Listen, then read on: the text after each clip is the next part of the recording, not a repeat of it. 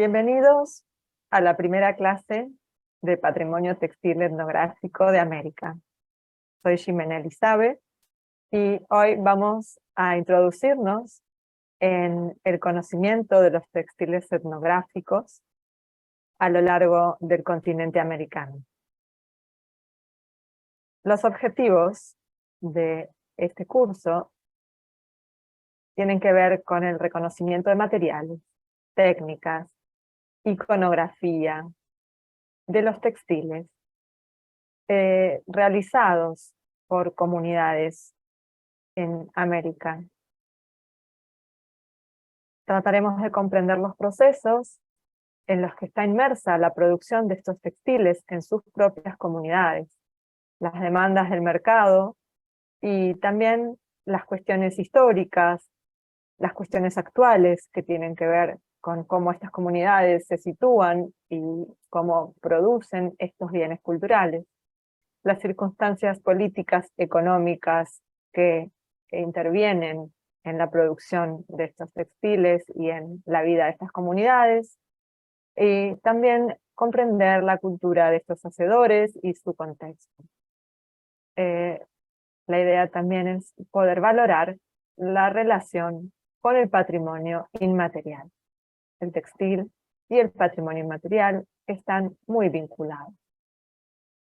Abordaremos el mapa cultural textil de América con las influencias de otras culturas que aportaron técnicas, estilos y materiales, relacionando aspectos estéticos, técnicos, filosóficos, sistemas de creencias y maneras de comunicar a través del textil, así también como los vínculos históricos del material arqueológico con las producciones de la modernidad y de la contemporaneidad. En esta primera clase vamos a hablar un poco sobre temas generales que tienen que ver con las fibras, con los procesos de obtención, con sus clasificaciones, la nomenclatura textil para poder tener un lenguaje común y poder comprender los términos técnicos en mayor profundidad. Vamos a hablar acerca de los hilados, que es el primer elemento en la cadena textil a partir de la fibra, los orígenes del tejido, la cestería y trenzados como orígenes primigenios del textil. Estos tejidos primigenios, o estos primeros textiles, pueden haber sido redes, trenzados, o incluso cortezas de árbol utilizadas de manera de soporte, a través de lo cual se van realizando diferentes técnicas estructurales o pictóricas sobre estos soportes o sobre estos materiales. A su vez, vamos a analizar también los tipos de telares. Los telares de cintura, telares de piso, el telar vertical de lisos o telar medieval europeo, el telar aldeano europeo, y lo que llamamos también el telar criollo, que es la adaptación de estos telares en América.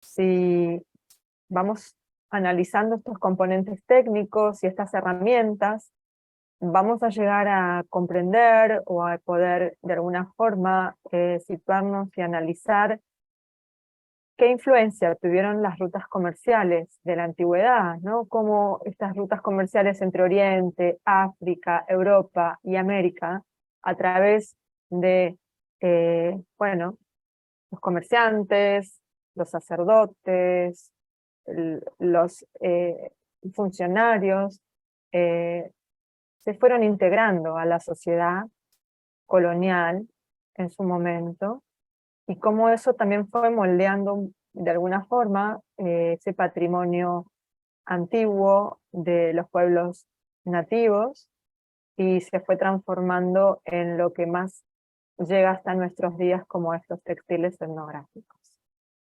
A su vez, bueno, analizaremos también el funcionamiento de los telares, porque bueno, algunos de ustedes podrán tener mayor o menor conocimiento sobre el tema, pero la idea es que a partir de estas primeras clases podamos establecer bases comunes para que todos, más allá de la disciplina de la que provengan, puedan tener un conocimiento técnico de punto de partida para poder realizar el análisis y comprender las diferentes técnicas, los diferentes procesos y las diferentes maneras de hacer. Bueno, cuando hablamos de las fibras son el primer elemento, ¿sí? Por un lado, la fibra y el material siempre es el que le va a dar un primer grado de significación al objeto textil, o a cualquier objeto, por supuesto. Pero en el caso del textil, la fibra es esta unidad fundamental, que luego va a transformarse en hilo, y luego en telas o tejidos, y luego posiblemente en prendas, estandartes, eh, elementos de uso cotidiano, eh, enseres, etc. La obtención de las fibras va a depender del tipo de materias primas, y según la región va a haber predominancia de ciertas materias primas y de ciertas fibras textiles que serán más o menos utilizadas con mayor o menor grado de transformación en los textiles. Si clasificamos a las fibras de acuerdo a su origen, podemos decir que de acuerdo a su estructura química, a su naturaleza, ¿no?, de dónde provienen, a su estructura interna, química, las fibras se dividen en principio en dos grandes grupos, entre las fibras naturales y las fibras artificiales o manufacturadas, ¿sí?, fibras hechas por el hombre.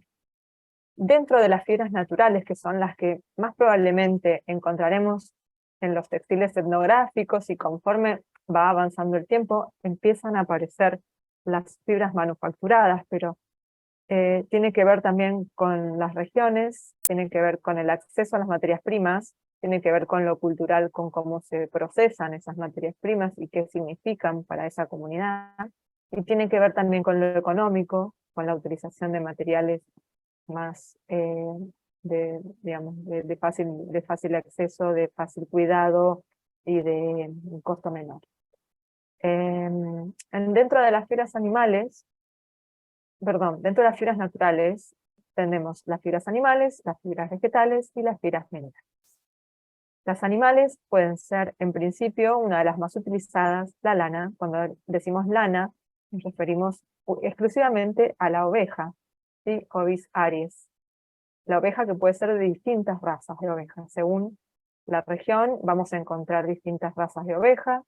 La merino, por ejemplo, en la zona de la Patagonia, en Argentina, es una de las más utilizadas en fibras procesadas, pero tal vez en los tejidos etnográficos vamos a encontrar más lanas de ovejas que se llaman criollas, que son mezclas de distintas razas, adaptadas al terreno, más toscas.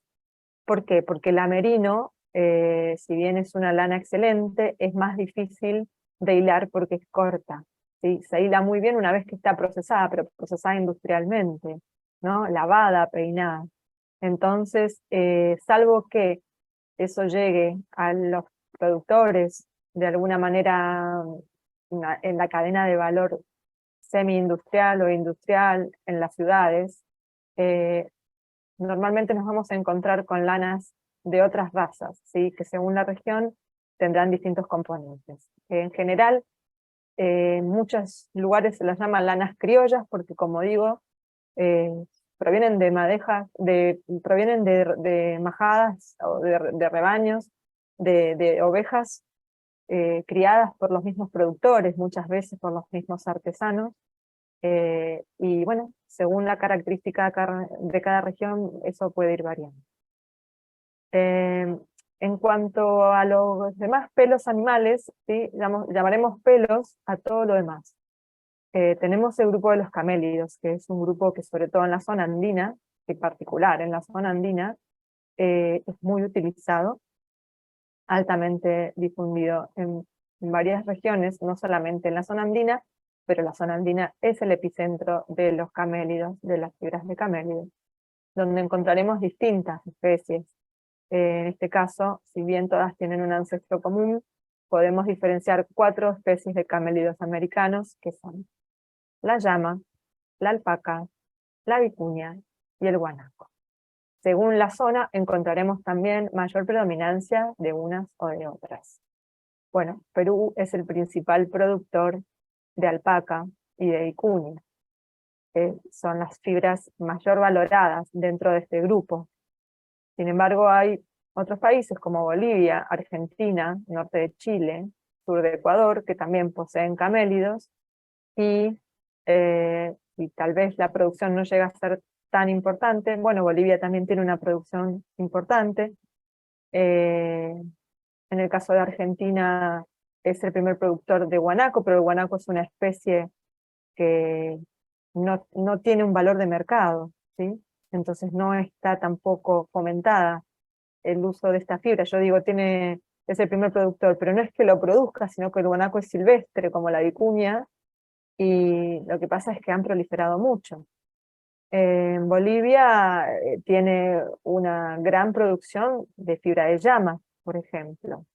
Es mayor productor que Perú, en este caso, de este tipo de fibra, las de llama. Pero Perú es indiscutiblemente el líder en función de la producción de alpaca, que ha sido también para Perú una marca nacional, sobre todo en los últimos años, y también en la producción de vicuñas. Si bien vicuñas vamos a encontrar en el norte de Chile, Argentina, Bolivia y Perú. También como ganado silvestre y en muchos casos protegido, ¿no? Por una cuestión de que hace muchos años eh, mermó mucho la producción y estuvieron amenazadas, pero hoy en día las poblaciones se han restablecido bastante con normativas que protegen el uso, digamos, la esquila en semicautividad, tanto del guanaco como de la vicuña, ¿no? Entonces no es necesario sacrificar al animal para obtener el pelo, sino que en la época de primavera se realiza la esquila tradicional que se llama chacu, donde, digamos, es una palabra quechua, chacu, ¿sí? Donde se reúne a las majadas de vicuñas, se las encierra en un círculo eh, entre varias personas, pueden ser paisanos de ese lugar que ya están acostumbrados a manejar los animales, se las esquila y se las liga. Si bien el animal se estresa bastante porque son animales muy huidizos, ¿no? Muy ariscos, eh, pero si se sabe manejar, el animal no sufre daños y se puede obtener el pelo de la manera tradicional, con una esquila de la manera tradicional. El chacu además tiene toda una connotación cultural en las comunidades andinas donde se practica, y también esas comunidades son las que se ocupan de procesar el pelo, que en el caso del pelo de los camélidos requiere un proceso de descerdado, ¿sí? Separar el pelo fundamental, que es un pelo corto, un vellón, muy rizado, suave, fino, de la cerda, que es el pelo exterior o pelo de guarda, que es el material externo que lo aísla de la intemperie. El pelo fundamental, ese pelo interno, suave, corto y rizado, es el que le proporciona mayor abrigo y va a ser el más apto para hilarse. Y la cerda, que es más larga, más tosca, más gruesa, menos ondulación, más pigmentación, esa, bueno, se puede utilizar para otros fines, ¿no? Como por ejemplo para hacer riendas o para alfombras o para otros elementos, porque produce cierta picazón al contacto con la piel. Entonces es preciso separar la cerda del vellón, ¿sí? El pelo de cuerda o cerda del pelo fundamental o vellón. Y ese trabajo, si bien hoy en día se puede hacer de manera industrial, tradicionalmente se hace a mano, ¿sí? Depilando, se dicen en algunas comunidades, la fibra, sacando fibras con las manos y separándolas. Es mucho trabajo, hay una merma importante en la cantidad de material, lo que hace que las fibras de camélido que requieren de cerdado sean de las más valoradas también. Si continuamos con los pelos, también tendríamos que incluir pelos de caprino, que en el caso de los textiles etnográficos americanos no son tan utilizados, porque las especies de mayor valoración son el mohair y la cachemira, que son originarios de Turquía o de Asia, India, Pakistán. Eh, entonces las cabras criollas, que son las que más abundan en América, no tienen un pelo de gran calidad, por lo cual, si bien es posible que podamos encontrar en algún caso, no es lo más corriente. Y también tenemos lepóridos, que son conejos de Angora, que también son originarios de Turquía, y salvo que sean tejidos más contemporáneos se hayan utilizado, porque sí hay producción en América del conejo de Angora, pero como a un nivel de emprendimiento comercial, y a lo mejor se vende más a la industria que a los artesanos.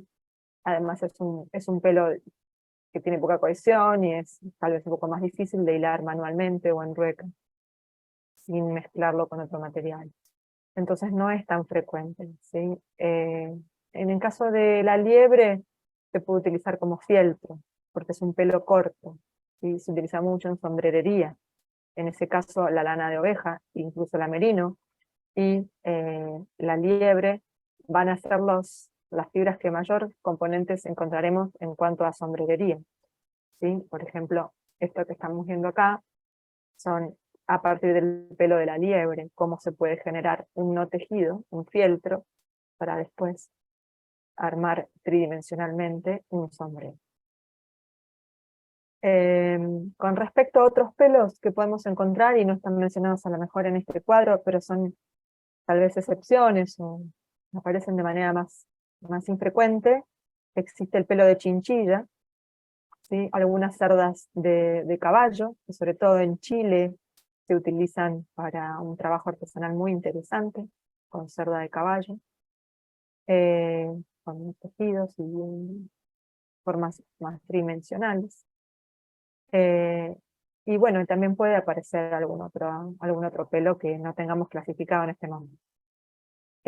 Sí, dentro de la fibra animal, y esto es importante mencionar, que no es ni pelo ni lana, tenemos a la seda, que proviene del gusano de la morera, del Bombyx mori, ¿sí?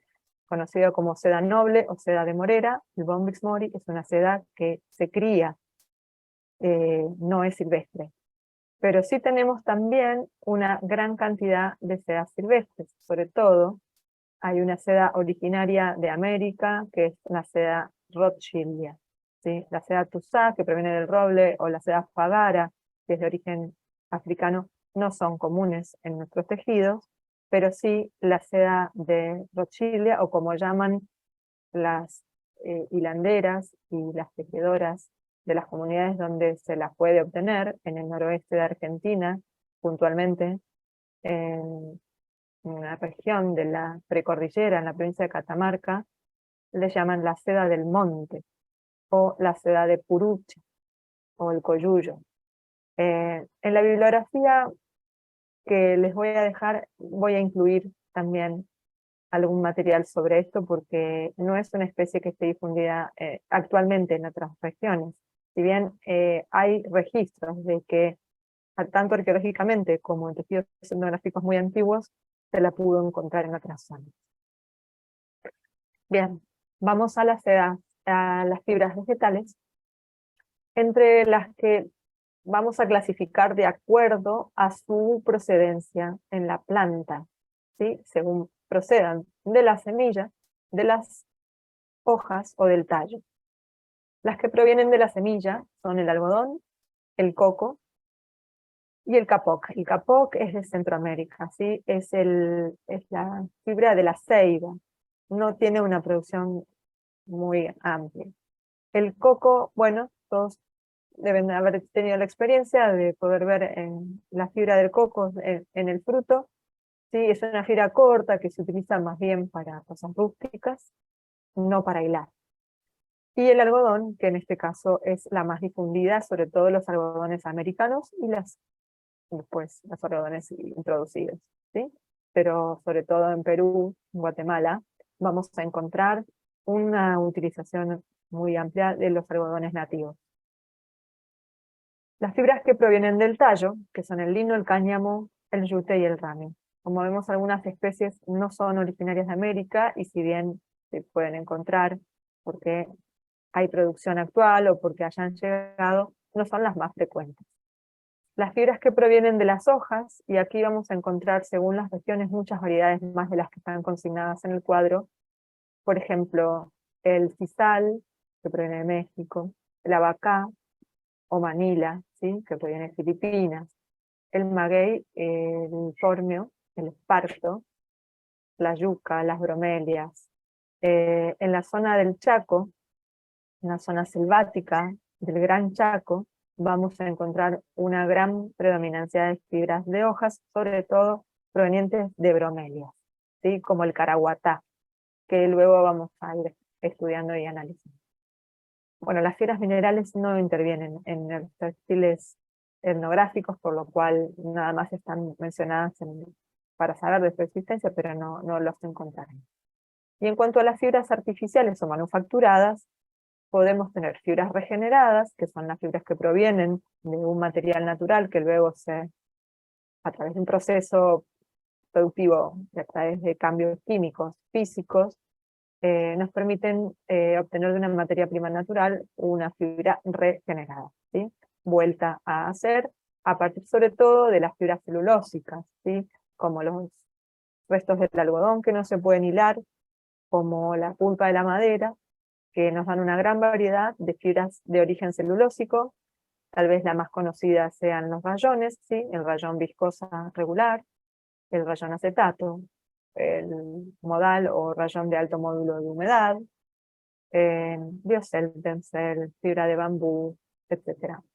La viscosa va a ser tal vez la que podamos encontrar más en textiles etnográficos, o el acetato, sobre todo en hilos para bordar y en algunos soportes que luego después se utilizan de telas industriales. Las fibras de origen proteico no son comunes en los textiles etnográficos porque tienen un desarrollo más reciente y son fibras de producción, digamos, industrial y más compleja, ¿sí?, que provienen de polímeros tanto vegetales como proteicos, tanto, digamos, celulósicos como proteicos. Y después tenemos las fibras sintéticas, donde sí vamos a encontrar sobre todo en hilos de costura, hilos para bordar y, bueno, también algunos componentes de las telas, como pueden ser las poliamidas, el nylon, el poliéster, las acrílicas y las monoacrílicas, que muchas veces suelen reemplazar a la lana, las olefínicas, que tienen que ver con fibras más rígidas y que se utilizan tal vez más para hacer costales y bolsas para trasladar granos y ese tipo de cosas. Y bueno, y aparecen otras fibras como spandex o aramidas o fibras vinílicas que no son frecuentes en los textiles etnográficos. Con respecto a las características de las fibras para poder ser utilizadas, tenemos que, para que la fibra sea una fibra considerada textil, y que su uso sea factible, debe tener cierta longitud, diámetro. Cuanto menor es el diámetro, mayor es la calidad de la fibra. La forma de su sección transversal va a repercutir también en cómo percibimos a esa fibra, tanto en lo visual como en lo táctil, ¿sí? La sección transversal es el corte transversal de la fibra, y de acuerdo a su origen pueden tener forma circular, como la lana, en forma de triángulo, como la seda, forma hexagonal, como el lino. La superficie, que puede ser lisa, y por ejemplo en el caso de la seda, es lisa y refracta la luz, por lo tanto es una fibra brillante, o puede ser escamosa, como en el caso de la lana. Entonces absorbe la luz. Su textura, su color, el lustre o brillo, que también está relacionado a estos factores que mencionamos anteriormente, el volumen, la ondulación, ¿sí? Son todas características o propiedades que van a determinar el comportamiento de las fibras. Hay ciertas propiedades que debemos considerar para que estas fibras sean factibles de utilizar, y la primera de ellas es la cohesión, que sean factibles de hilar, que tengan a su vez no solamente la longitud, sino la facultad de cohesionarse. Lo mencionamos recién con respecto a algunas de ellas, como la fibra del conejo de Angora, que tenía poca cohesión, pero bueno, igual se puede cohesionar. sobre todo si se mezcla con otras fibras. La resistencia, ¿qué resistencia tiene a la rotura, a la abrasión o el frote, a la lavabilidad, ¿sí? A los procesos húmedos, la sensibilidad con los ácidos, con los álcalis, que están tanto en los productos de limpieza como en las manchas que pueden aparecer de comida o de sustancias orgánicas, su resistencia a la luz solar. La elasticidad, por supuesto, es fundamental para acompañar en los movimientos del cuerpo en el caso de las prendas de vestir. La higroscopicidad o capacidad de absorción de la humedad ambiente. La resiliencia o capacidad de volver a su estado original después de someterse a una presión, y esto se relaciona directamente con el arrugamiento de la fibra. Por ejemplo, el lino es una fibra muy poco resiliente, y la lana sí, es una fibra de alta resiliencia, porque el lino se arruga muchísimo y la lana no. La capacidad de conservación del calor, conductividad eléctrica. Bueno, son todas propiedades que las fibras tienen, y este es un análisis técnico y, digamos, nosotros podemos a partir de esto deducir el comportamiento y la manera, digamos, en que van a ser utilizadas estas fibras. Tal vez los artesanos no tienen este análisis, pero sí utilizan las fibras que tienen a su alcance, y luego es el mercado a través del uso el que prefiere unas u otras, ¿no? A su vez, las fibras podemos identificarlas por una prueba muy simple, que es la prueba de combustión, sometiéndolas a la flama, ¿sí? Encendiendo en un mechero, en un encendedor, acercando la fibra y reconociéndola por cómo se combustiona, por cómo enciende, por el humo, por el olor y por el residuo que deja. ¿Sí? Cada una tiene una forma, de acuerdo a su grupo de procedencia, diferente de combustionar. Aquí vemos las secciones transversales que recién mencionábamos, y que, de acuerdo al tipo de fibra, van a ir variando. Las fibras manufacturadas tratan de imitar las secciones transversales de las fibras naturales para poder imitar también sus propiedades, ¿sí? Las fibras las podemos utilizar de manera pura, ¿sí? 100% de ese material, o también se pueden hacer mezclas. En las mezclas podríamos tener distintos tipos de mezclas. Las mezclas íntimas, cuando se mezcla la fibra antes del hilado. Por ejemplo, dos componentes, por ejemplo, seda y nylon, ¿sí? O algodón y viscosa, o lana y acrílico. Digo, ejemplos, por decir, no es ninguno en particular. No es que sean los más utilizados, ni que sean los únicos. Pero bueno, en ese caso, las fibras manufacturadas se deben cortar, porque como se obtienen como filamentos, se deben cortar para poder mezclarse con las fibras naturales, que tienen una longitud ya definida por la naturaleza, a excepción de la seda, que es la única que encontramos en forma de filamento en su estado natural.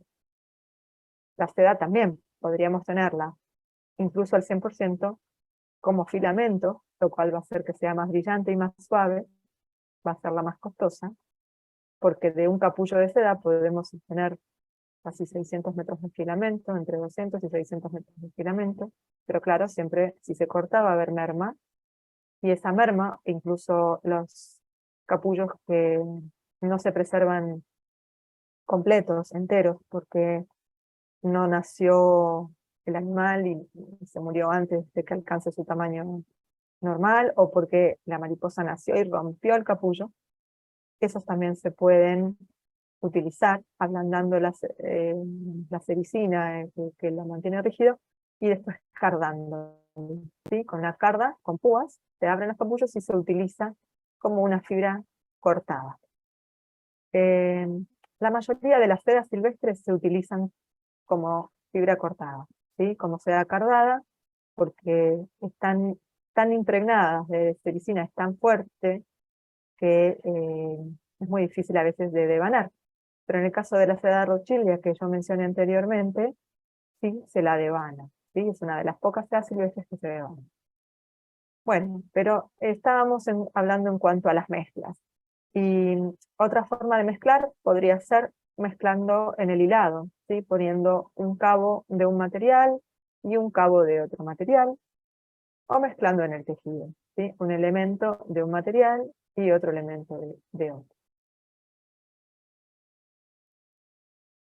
Bueno, con respecto a la nomenclatura textil, es importante que consensuemos ciertas maneras son convenciones, ¿no? De llamar a las estructuras textiles y a las técnicas para poder avanzar en su estudio y en su análisis.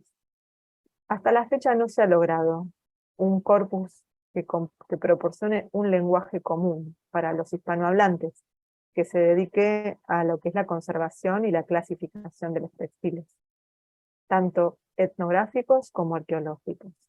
Pero hay antecedentes, ¿sí? En el caso de Irene Emery o de Rosa Fung, que han investigado mucho sobre la nomenclatura textil, y también las acciones y las investigaciones llevadas adelante por el grupo del Comité Nacional de Conservación Textil de Chile, que han avanzado mucho en sus jornadas anuales y en sus investigaciones sobre estos temas. Hay profesionales muy especializados en esto, luego en la bibliografía van a encontrar también información al respecto. Con respecto a la tejeduría artesanal, existen denominaciones locales también, y en muchos casos también familiares o pertenecientes a grupos étnicos, que cada comunidad de tejedores tendrá, porque son sus costumbres, porque es la manera en que las aprendió, o las que siempre le llamaron, o la manera en que las quiere o desea conservar esa tradición oral fundamentalmente, ¿no? Entonces, en algunos casos utilizaremos también la manera en que la comunidad llama a ese nombre, si bien muchas veces proceden de palabras de otras lenguas, ¿no? Como las lenguas nativas. Es muy importante también la relación entre el textil y el lenguaje, sobre todo en las lenguas de origen andino, donde se han hecho estudios muy interesantes sobre esta conexión entre los términos textiles y los términos del vocabulario, vocabulario textil que está impregnado por ser parte total de la cultura de esta cosmovisión andina, ¿no? Pero es un tema ese para después analizar más en profundidad. Ahora entonces vamos a llamar en su palabra en inglés y en castellano, ¿sí? ¿Cómo se llama? Weaving sería el tejido en telar con las tramas y urdimbre, ¿sí? Elemento vertical, urdimbre, elemento horizontal, trama. Knitting, ¿sí? Es el tejido de dos agujas, el tejido de punto, o tejido tricotado, tricot, ¿sí? En francés tricot. Knotting es el anudado, tejidos anudados como por ejemplo el macramé. El netting es el tejido de redes, por ejemplo algunas redes que vamos a encontrar sobre todo en la zona del Gran Chaco, ¿sí? De tejidos amazónicos o en la zona del Gran Chaco, donde hay mucho tejido de red. Crocheting son los tejidos de ganchillo o crochet, que tiene un origen en África y Europa, de África pasa a Europa, pero en América también está muy difundido en los últimos tiempos, en los últimos desde el siglo XIX en adelante. El plating o trenzado, usado también para los bolillos, los encajes, ¿sí? Encajes a bolillos, para tejidos de tramas y urdimbres que se hacen manualmente sin telar.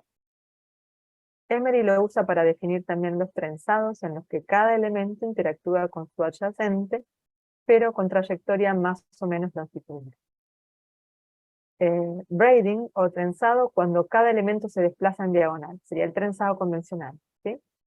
En la diagonal interactuando sucesivamente con cada otro elemento haciendo una trayectoria oblicua. Y el twining o torsionado, tejido de torsal. Bien, podríamos entonces definir las diferentes estructuras textiles, lo que serían cordones, trenzados y pasamanería, ¿sí? Que son unidades de hilos que van a entrecruzarse, ya dijimos, o bien de manera diagonal, o bien de otra forma, para formar una unidad que no va a tener continuidad, ¿sí? O sea, la continuidad en una solamente de sus direcciones, la otra va a ser algo angosto, en un trenzado, en un cordón, en un elemento de pasamanería. Los no tejidos, como mencionamos el fieltro, que provienen de las fibras directamente, por acción física, ¿sí? O por ejemplo, bueno, también pueden ser por acción química, pero básicamente por la acción física, en el caso de la lana, particularmente por utilizar agua caliente y jabones, un producto alcalino como jabones, agua caliente y fricción, lo que hace que se apelmacen las fibras y podamos obtener un velo de fibras, ¿sí? Un tejido a partir, un tejido, perdón, un no tejido sería en este caso, pero es la fibra directamente, sin necesidad de hilar y de tejer, a partir de estos procesos de cambio físico químico. Y los tejidos, que podríamos a su vez subdividir en tejidos planos, cuando son hechos en telar, y tienen dos elementos que se cruzan en ángulo recto, ¿sí? Con la urdimbre y la trama, como mencionamos, y que van a cubrir la superficie del tejido, que son tejidos dimensionalmente estables, que bueno, van a tener cierta rigidez o poca elasticidad, que al cortar se deshilachan, los bordes se deshilachan cuando cortamos, y que se venden por metro cuadrado, por metro lineal. El tejido de punto, que es el tejido que proviene del tejido en dos agujas, es un tejido de mallas, que está conformado por una o más series de hilos que se entrelazan consigo mismos formando estas mallas y van a producir un tejido elástico adherente, que no tiene la estabilidad dimensional de un tejido plano, por supuesto, porque se adapta. Por lo tanto, no se va a deshilachar al cortar, sino que, bueno, puede enroscarse en algunos casos en los bordes, y no se va a vender por metro, porque como es elástico y las mallas cambian de posición, no tiene estabilidad, dijimos, se va a vender por kilo, y luego se hace un cálculo del rendimiento del kilo en un metro de tejido. Y los anudados, que son redes y encajes. Bueno, si esto lo llevamos al tejido etnográfico, vamos a encontrar principalmente en América tejidos planos provenientes de distintos tipos de telares, tejidos de punto provenientes del tejido en dos agujas, ¿sí? Algo de crochet también puede ser. Hay algunas otras técnicas que van a estar presentes y que pueden utilizar de uno y de otro, ¿sí? Y también vamos a encontrar tejidos de redes, como decíamos, principalmente en las zonas selváticas, anudados, trenzados, encajes con distintas influencias, sobre todo europeas, como pueden ser el frivolité, las bandas, los bolillos, bueno, y muchas otras, que luego iremos viendo paso a paso. Técnicas sobreestructurales, vamos a encontrar bordados y apliques, y también vamos a analizar las técnicas de tinción a partir de la utilización tanto de las tinturas naturales, vegetales, minerales, animales, o de las técnicas de tinción de, digamos, de tintes industriales. Con respecto a los orígenes del tejido, muchos investigadores coinciden en que la cestería es probablemente un antecesor de los tejidos que luego conoceremos como tejidos planos o tejidos de punto o distintos tipos de tejidos. En su etapa nómade, el hombre recogía las fibras vegetales que crecían a la vera de los arroyos o de los ríos, en las zonas bajas, y las utilizaban para confeccionar cestas, que utilizaba luego para recolectar frutos o para traer las presas de caza que pudiera obtener. Principalmente en la recolección de frutos y en el transporte de algunos elementos que utilizó la cestería, pero si vemos las técnicas podemos encontrar muchas semejanzas con las técnicas desarrolladas en los tejidos posteriormente. ¿Sí? Estos tejidos pertenecen a la zona del Chaco en Argentina, son tejidos de la hoja de palma, de la palma blanca, también los vamos a encontrar en Paraguay, también en otras regiones del Chaco. Estos son tejidos con fibra de cimbol en la precordillera de los Andes. Sí, el cimbol es una fibra que crece en la vera de los arroyos, ahí están procesadas con otras formas, ¿no? Más parecidas a los volúmenes obtenidos también en la cerámica, bueno, otras técnicas. Y aquí esta pieza es una pieza arqueológica que tiene una estructura realizada en cestería y a su vez tiene fibras de camélido recubriendo los elementos de la cestería que se pueden ver, por ejemplo, en esta zona donde hay faltante de material, ¿sí? Camélido teñido recubriendo las fibras vegetales que conforman la estructura realizada con una técnica estructural de cestería. Bueno, y un poco la relación entonces entre el hilado y, digamos, de fibras textiles y las fibras vegetales como estructura en la cestería. Esto es una pieza, es un sombrero ceremonial que pertenece al Museo Chileno de Arte Precolombino y fue encontrado en el norte de Chile, en Arica. Aquí tenemos distintos tipos de estructuras de red, que también se entiende que son los tejidos primigenios, ¿sí? Los primeros textiles, como decíamos, que acompañaron a la vida nómade, y que podían ser utilizados como redes de pesca, como redes para traer las presas de caza o para recolectar, eh, que a su vez también proporcionaban hamacas para el descanso de las personas, sobre todo en las zonas tropicales, ¿sí? Y tenemos entonces, además de las redes, los trenzados, que originalmente y en muchas culturas son patrimonio masculino. En general, el trenzado tiene mucho que ver con el hacer de las riendas, de todo lo que es el apero de, del caballo, ¿no? Y bueno, podrían utilizar tanto tiento de cuero como tendones de animales en su realización, en cuero, o eh, fibras vegetales o animales. ¿Sí? Los trenzados que tenemos aquí, distintos tipos de estructuras trenzadas.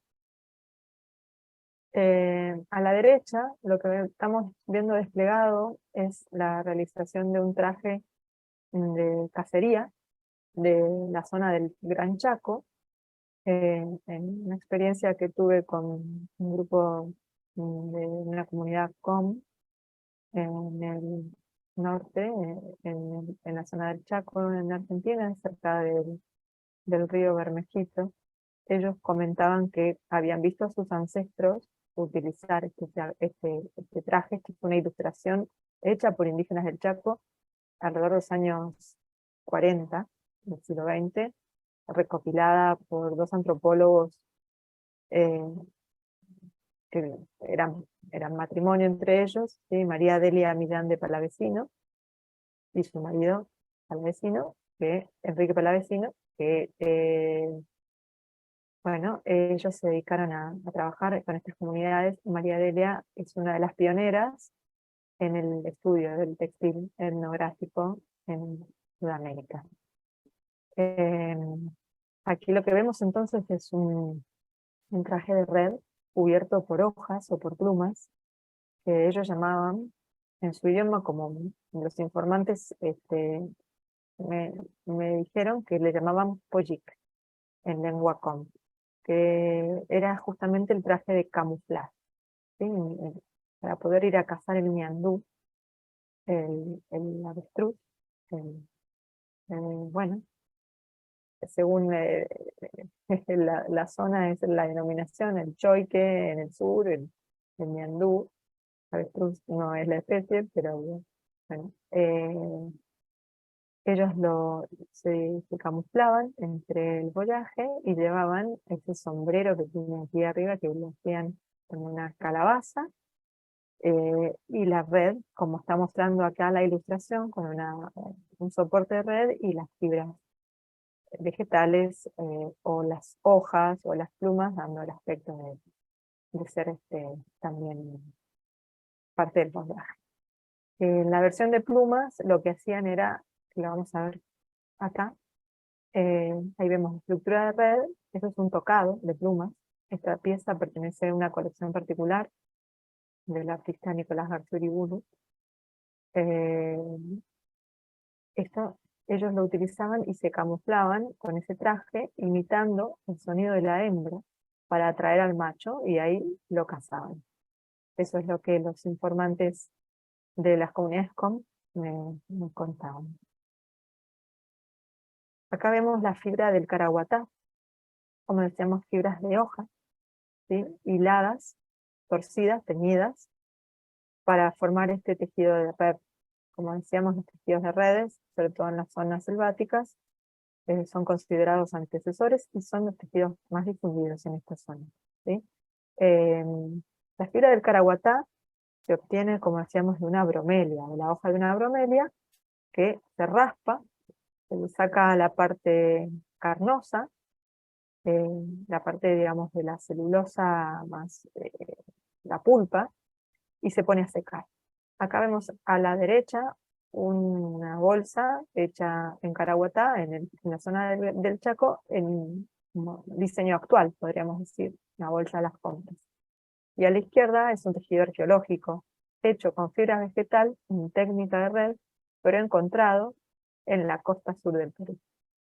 Como vemos por la iconografía, aparecen elementos característicos de estas culturas andinas preincaicas y de las culturas de la costa, como pueden ser el pelícano, ¿sí? Bueno, aparecen el felino, la serpiente, elementos que desde lo simbólico son muy importantes.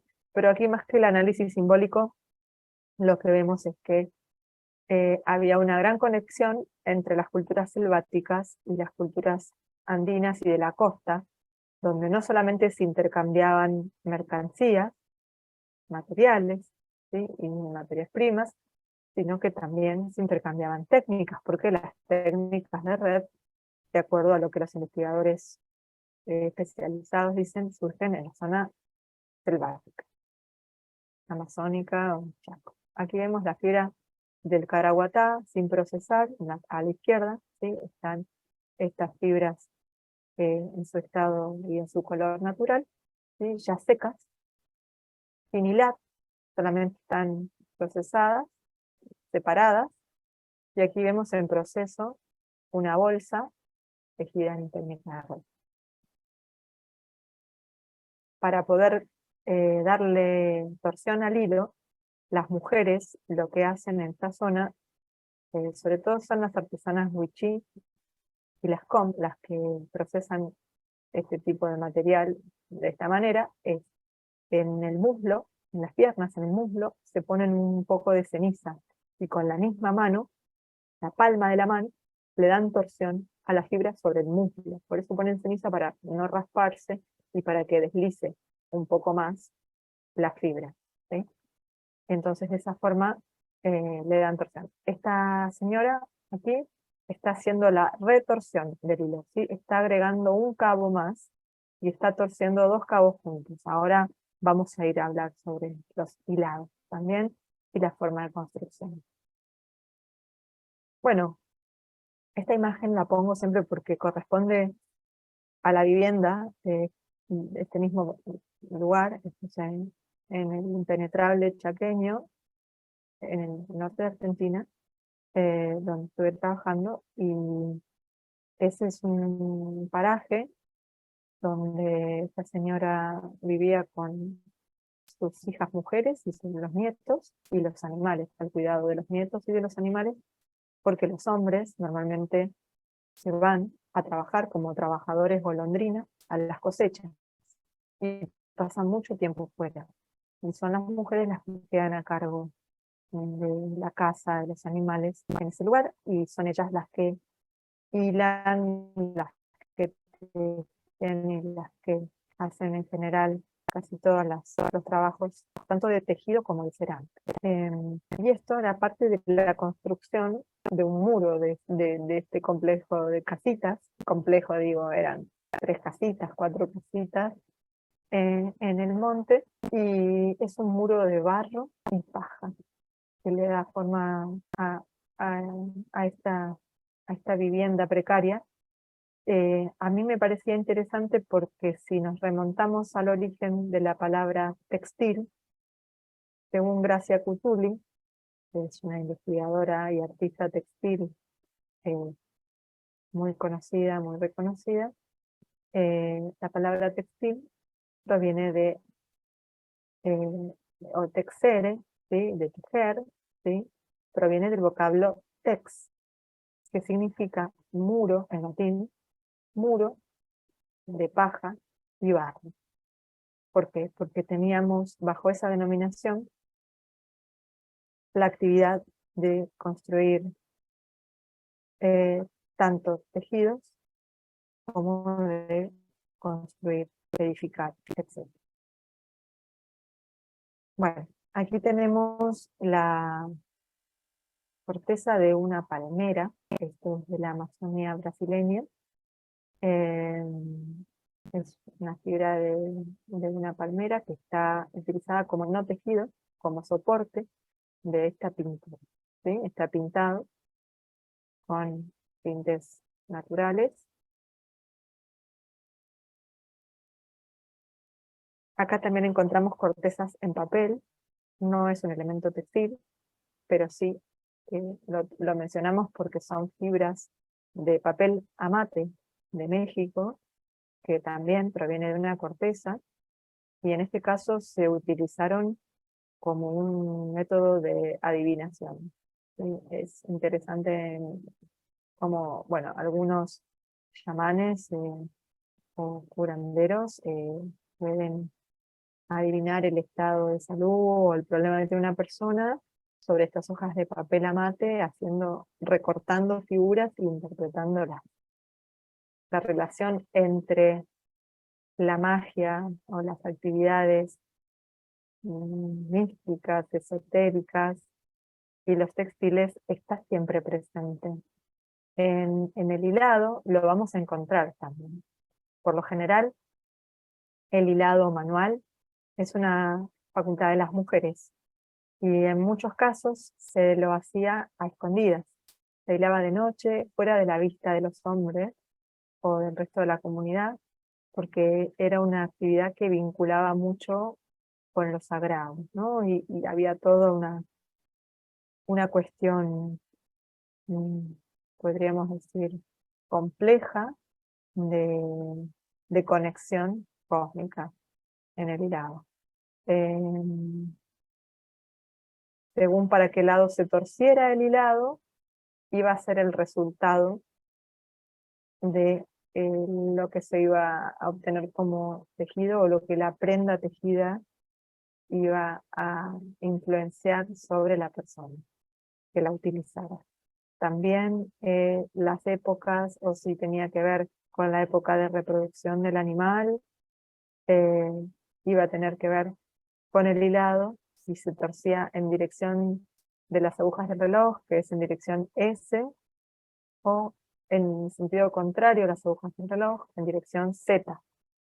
Este es un uso de hilo de algodón del Chaco, pero en la zona andina lo vamos a encontrar diferente a lo que se utiliza para algodón, con un contrapeso abajo, e incluso también para la lana se utilizan en casi todas partes, como vamos a ver después. Este es el hilado del algodón, ¿sí?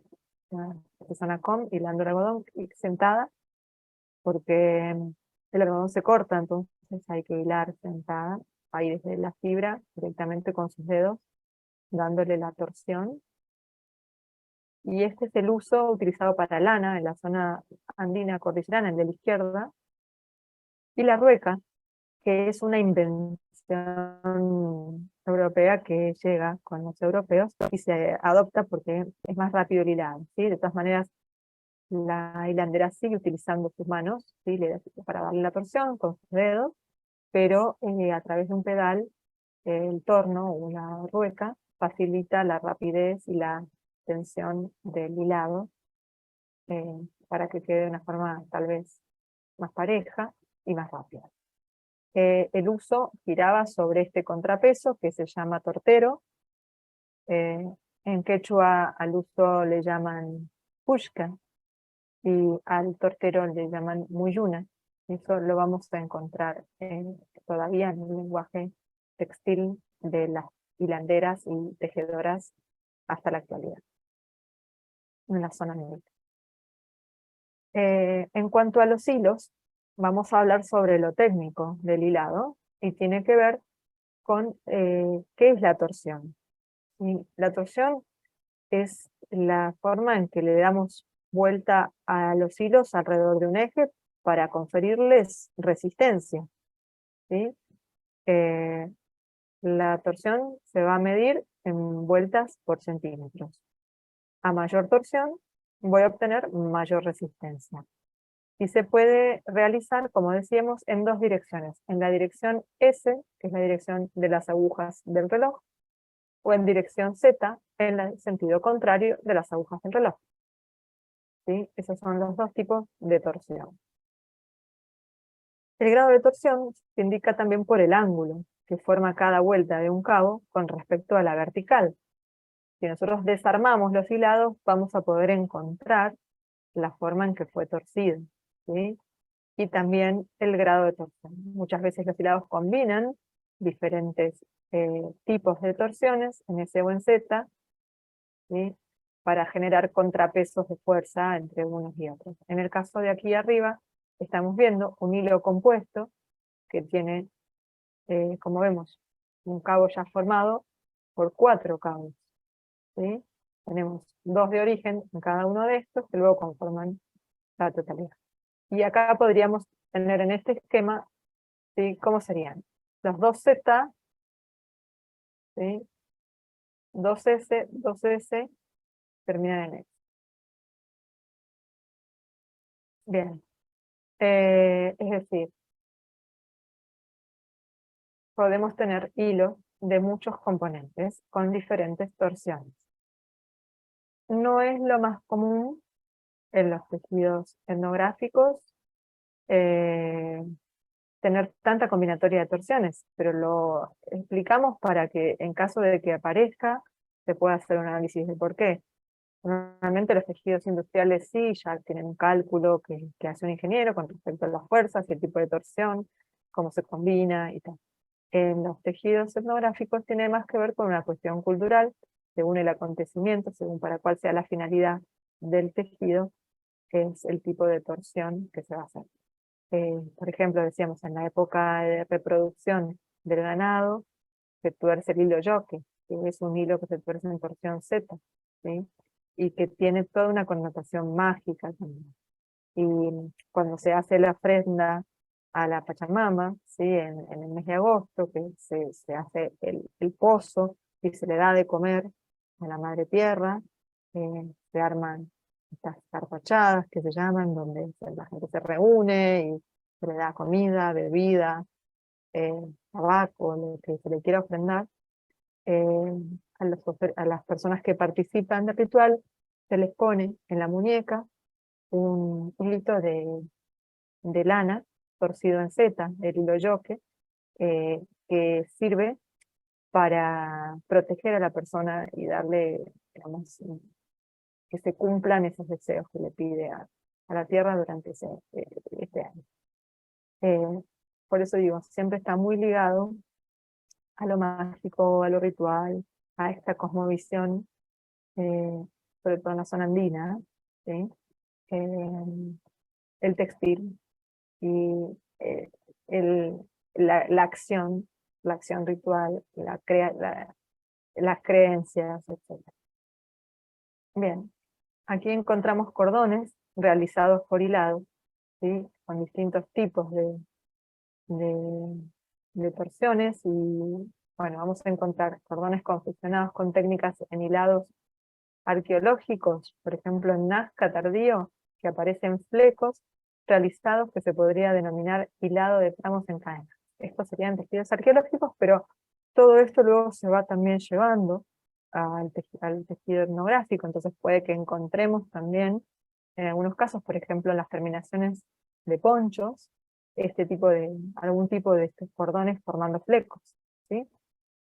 Un cordón hilado en el ajuar de Angualasto, que es un hallazgo que se hizo en la provincia de San Juan, en la cordillera de la Argentina, en los Andes, estudiado por Susana Renat. eh, Dice, posiblemente ha sido realizado de la misma manera, por lo que son solo que con los tramos más cortos, los tramos de color que se enroscan sobre sí forman un cordón. Entonces está muy difundido, porque desde Nazca hasta San Juan, que es una provincia, digamos, en la cordillera, pero en la parte central de la cordillera en Argentina, hay mucha distancia y las técnicas se difundieron. Otra forma de enriquecer los hilados es mediante el añadido de materiales de pelo, por ejemplo, plumas o vellones de otro material, ¿sí? Y algunos de estos son sumamente elaborados. Vamos a encontrarlos en muchos tejidos arqueológicos y en algunos también etnográficos, con estos distintos tipos de estructuras, ¿sí? Eh, que pueden tener pelo, pluma, pueden tener flamé, que es cuando se destuerce la torsión, como en este último caso, y queda irregular el hilo. Bucle, cuando se le da mayor torsión a alguno de los hilos que acompañan, formando un bucle, un rizo. Hilos de cable, ¿sí? De múltiples cabos. O hilos de fantasía, que se llaman hilos entorchados, que son recubiertos, que pueden tener, como vimos en el caso del sombrero de Arica, colección del Museo Chileno de Arte Precolombino, que tenía un material de cestería, de fibra vegetal, recubierto por fibra de camelio. Bueno, hay muchos hilos entorchados, no necesariamente tienen que ser un material rígido como el que vimos en el ejemplo, que era de cestería, pero sí, hay materiales que se recubren con otros, ¿sí? Incluso en técnicas muy complejas elaboradas en tejidos arqueológicos, como las urdimbres discontinuas, están recubiertas, ¿sí? Como el wrapping de urdimbre. Bueno, eso son cosas para analizar luego. Como este curso no abarca el periodo arqueológico y tampoco es mi especialidad, eh, pero sí podemos analizar ciertas técnicas para ver su influencia en los tejidos etnográficos. Bueno, acá vemos un cordón realizado en fibra de camélido que se utiliza para, mm, este, se utiliza como apero de las llamas, ¿no? Del ganado de llamas y demás. Vemos que está compuesto por por distintos cabos de distintos materiales, en este caso son todos de los colores naturales de la llama. Y aquí vemos una tulma que se utiliza para sujetar las trenzas de las mujeres en algunas zonas de la región andina. También se utilizan en algunas ocasiones donde se quiera a las llamas adornarlas para algún ritual o bueno, para alguna cuestión particular. Están también hechas en técnicas de trenzados, de cordones, en este caso son cilíndricos, ¿sí? Son bastante volumétricos, y tienen los pompones realizados con otro color, ¿sí? Las tulmas estuvieron muy de moda en decoración en los últimos tiempos, en las ciudades, incluso han llegado a través de algunas tiendas regionales y de algunos diseñadores, y se pusieron de moda este elemento tradicional como parte de las decoraciones actuales. Bueno, vamos a ir ahora viendo los tipos de telares y luego de esto ya vamos a ir terminando para no dar tanta información junta y que ustedes puedan procesarla y ya la retomamos en las próximas. Los tipos de telares que encontramos en América, los hay de 3 tipos, o 4 si contamos ya el telar criollo que traen los europeos. El telar de cintura, como vemos acá en la imagen de la derecha, en una ilustración de Huamán Poma de Ayala, que fue cronista de la conquista en el Cusco, ¿sí? Él era inca y era ilustrado y era quien escribía como se ve ahí en su idioma castellano antiguo con algunas palabras quechuas, pero sobre todo dibujaba lo que pasaba en la vida cotidiana en la época colonial y bueno, van a encontrar en la referencia bibliográfica también a su obra, que es una obra de recopilación eh, de Mamán Pomarayala. Bueno, se me fue el título ahora, pero en la bibliografía está, creo que es Crónica del gobierno. En esta imagen estamos viendo a una persona, una mujer de la nobleza inca, por su vestimenta, por su peinado, por sus rasgos, tejiendo en telar de cintura. ¿Sí? Detrás de la cintura de la tejedora pasa una banda que sujeta una de las varillas del telar, donde se va a desplegar la urdimbre hacia otra varilla, ¿sí? Que está en el otro extremo, y que se sujeta a un árbol o a un poste, para mantener en tensión la urdimbre. A través de otra varilla que ella introduce con hilos, puede generar el movimiento de los hilos de la urdimbre para poder introducir la trama, ¿sí? Esto que vemos acá es la pala, que se ajusta, la trama una vez que pasa y va formando el tejido, y aquí va separando también los hilos en función del trabajo que ella quiera realizar en cuanto a la estructura del tejido. Es un telar muy práctico, porque es portátil, porque la tejedora puede trasladarse y llevarlo enroscado a donde se desplace. La limitación que tiene el telar de cintura es que bueno, el ancho del telar va a estar acorde, el ancho del tejido que se obtiene en el telar, va a ser acorde al ancho de la cintura de la tejedora, ¿sí? Bueno, aquí atrás en el fondo estamos viendo un telar de cintura, ¿sí? En una foto. Bueno, como decíamos, la limitación que tiene es en cuanto al ancho, y eso vamos a encontrarlo en todos los telares americanos previos a la llegada de la conquista, que eran telares que no producían grandes cantidades de tela, sino que estaban limitados en su largo o en su ancho en función del tipo de telar. Pero, ¿por qué? Porque las prendas que se confeccionaban tenían formas puras, formas rectangulares o cuadradas. Porque, sobre todo en la zona andina, existe la concepción de que el tejido no debe cortarse. Es un tabú cortar el tejido, ¿sí? Es una herejía, podríamos decir, si lo trasladamos a términos cristianos, porque tejer es un acto sagrado y el tejido está muy relacionado desde su cosmovisión a, a ese respeto por la, la madre tierra, por la Pachamama. Cuando uno nace, atraviesa el tejido de la vida, ¿sí? Atraviesa el tejido de la Pachamama para venir a este mundo, y eso es un acto sagrado. Por lo tanto, el tejido, no se corta en la zona andina, sino que se producen en paños que luego se unen para confeccionar prendas de tipo eh, geométricas, ¿sí? De estructuras geométricas, decimos más bien rectangulares o cuadradas, tanto en lo femenino como en lo masculino. En el telar vertical, bueno, telar de piso, estamos viendo aquí la ilustración, también podemos manejar el tamaño del tejido separando las estacas, pero siempre vamos a obtener un tejido limitado en su dimensión, ¿sí? Acá vemos el telar horizontal, el telar de piso.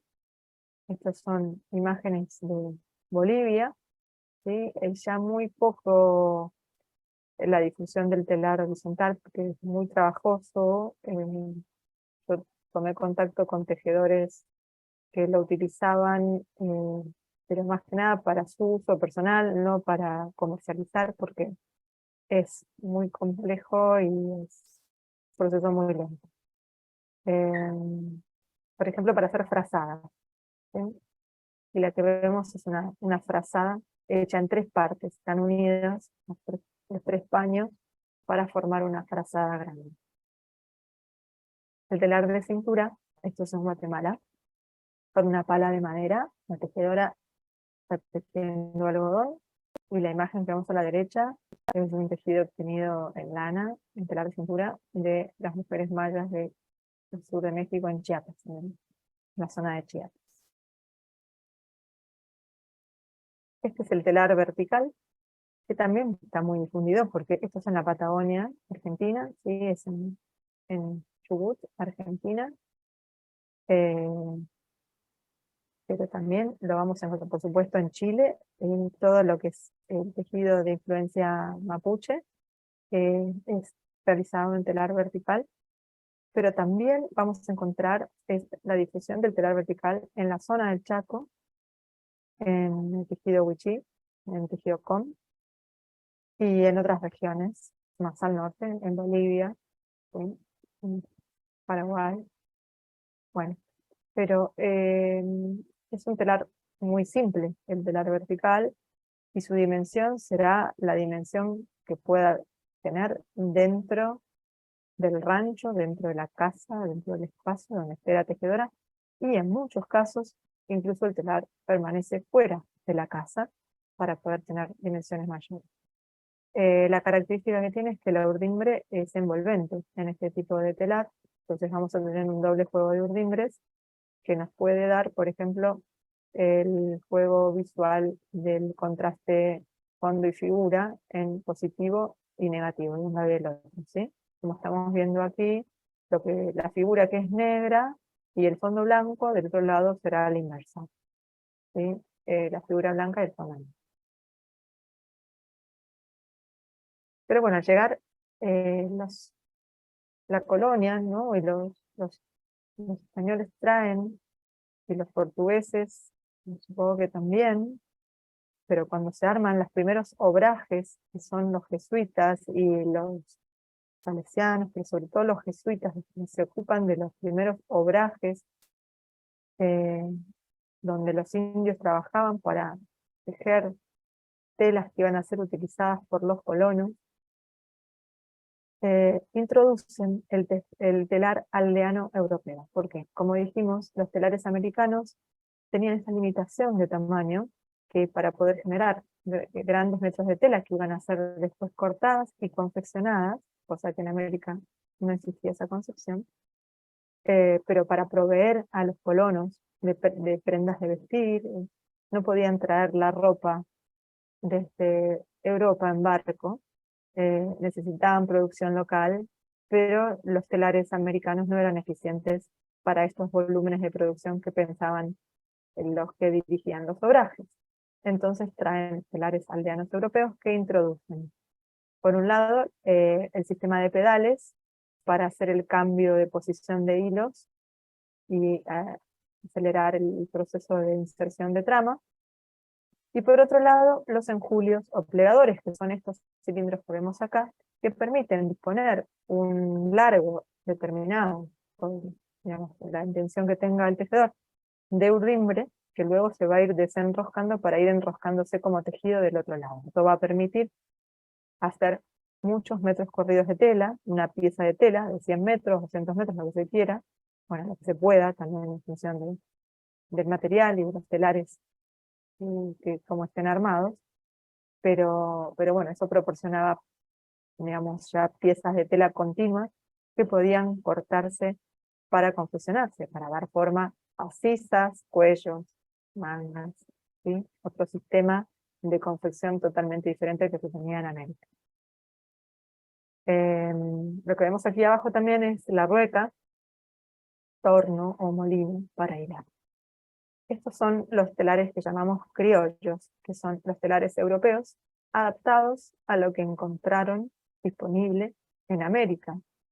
Esto es en el noroeste de Argentina, en Catamarca, en Belén, que es una de tejedores, y según dicen sus lugareños y sus tejedores, es la cuna del poncho, porque ahí se producen ponchos de muy alta calidad.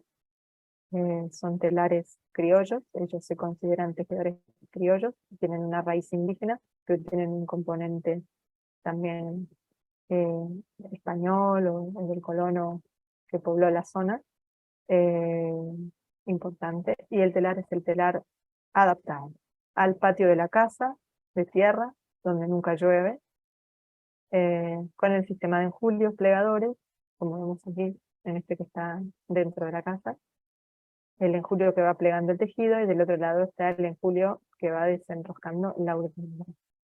Aquí lo que vemos es el funcionamiento del telar, ¿sí?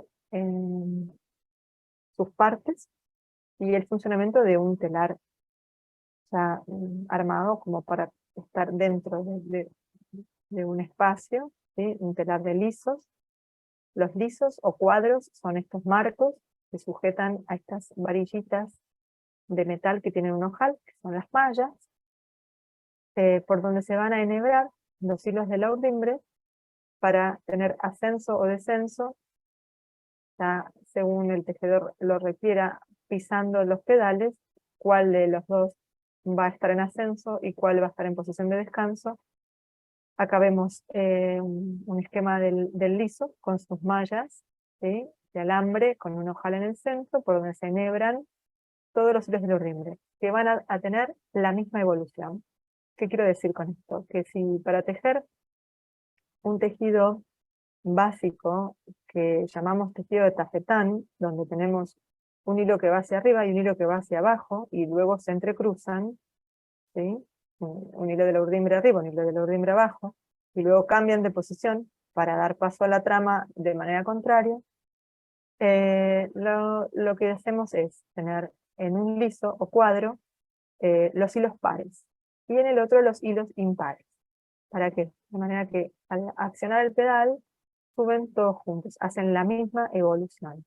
Entonces todos los hilos pares suben y los impares quedan en descanso, inserto la trama, y luego cambio la posición, bajan los pares, suben los impares, y vuelvo a insertar la trama en el sentido contrario, de derecha a izquierda o de izquierda a derecha. ¿Sí? Y de esa forma voy armando el tejido.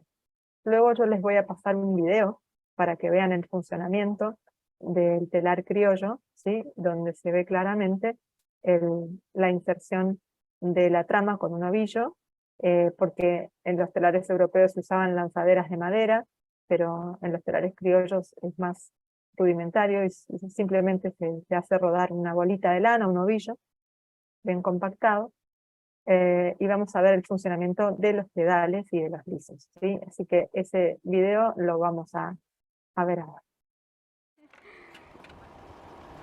No, cuando tengo apuro sí le doy. Ahora estoy haciendo esto así porque para mostrar, para que puedan tomar la foto.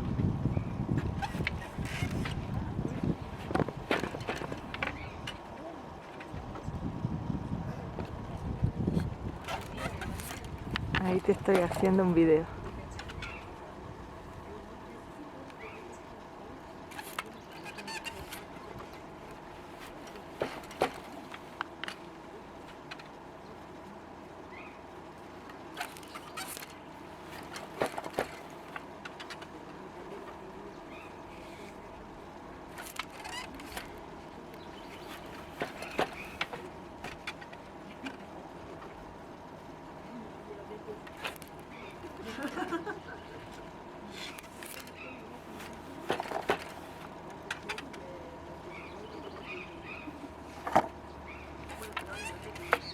Ahí recién cambiaste el pedal. ¿Cuántas tramas pasas por cada uno? Paso una trama y cambio el pedal y cruzo el pedal. Una trama y cruzas el pedal. Trama paso una trama y cruzo el pedal.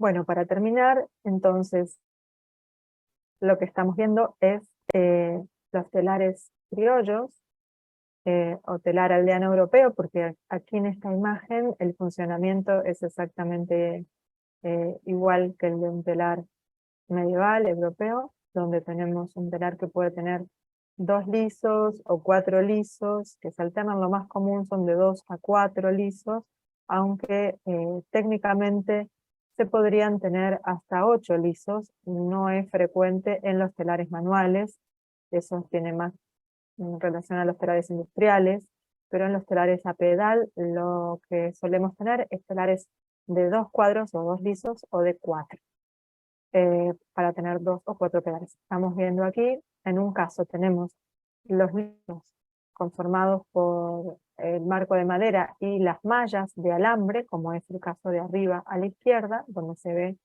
la urdimbre, está desplegada desde el plegador y aquí pasa a través de las mallas, ¿sí? Y de este lado se ven las mallas con los hilos de urdimbre que están en tensión, y la tejedora está insertando la trama para formar el tejido, que luego ajustará con el peine que vemos aquí, porque los telares de peine hacen un tejido un poco más flojo, ¿sí? El telar europeo es un telar de peine, el telar criollo puede utilizar peine o puede utilizar la pala, que es una herencia del telar eh, originario, ¿sí? En América los telares normalmente ajustaban, en los telares americanos se ajustaban con las palas de madera chata, ¿no? Entonces, según lo que se vaya a tejer, la tejedora que utiliza el telar criollo, si es un chal, si es un tejido liviano, utilizará peine, y si es un poncho o un tejido compacto, utilizará la pala de madera. Lo que vemos aquí entonces es el tejido que se va formando y no se alcanza a ver, pero aquí en esta primera imagen vemos el cilindro plegador, donde la tejedora va enroscando el tejido ya terminado para poder ir avanzando con la urdimbre que se despliega desde el otro plegador. Bien, en este otro caso, como se ve también aquí en el detalle que pertenece a otro telar, las mallas están formadas por hilos y no por alambres con ojales. Eso es característico del telar criollo, ¿sí? Que a lo mejor por la falta de recursos y de una manera más simple, las tejedoras conforman sus propios marcos, ¿sí? Y sus propias mallas a partir de hilos. Los marcos a partir de varillas o de cañas, y luego insertan 2 hilos que se van a encontrar en un punto donde permite que haya un orificio por donde se inserte la urdimbre, ¿sí? Son como 2 series, una que va a partir de la varilla superior y hace como un ganchito, y otra que viene de la varilla inferior, que también hace una vuelta y se pasa por el centro, por el medio de la otra, y eso va a permitir este juego que va a, a dejar paso para que la urdimbre se inserte en el centro.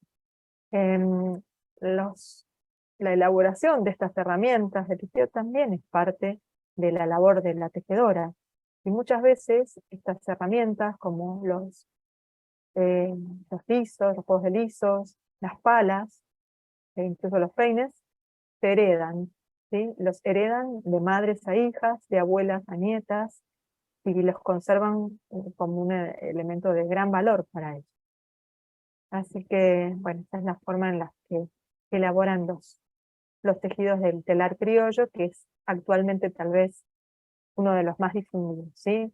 Todavía se continúan trabajando en telares de cintura, sobre todo en la zona de Perú, Bolivia, Guatemala, ciertas partes de México, Ecuador, Colombia, pero en los lugares más cercanos a las ciudades el telar de listos fue ganando espacio también, ¿sí? El telar vertical, como mencionamos también, está muy difundido, y el telar de piso probablemente, o telar horizontal, es uno de los que ya menos se utilizan por lo dificultoso, lo lento que es el proceso. Así que, bien, con esto vamos a cerrar la clase 1. Vamos a retomar este tema de los telares, y ya en la próxima nos vamos a meter con la estructura de los tejidos, ¿sí? Pero bueno, Con esto ya hemos tenido un pantallazo de las herramientas y de algunas técnicas que se pueden utilizar y de los materiales también en la elaboración de los textiles etnográficos en América. Nos vemos en la próxima clase y voy a dejar disponible la bibliografía de este tema en el enlace.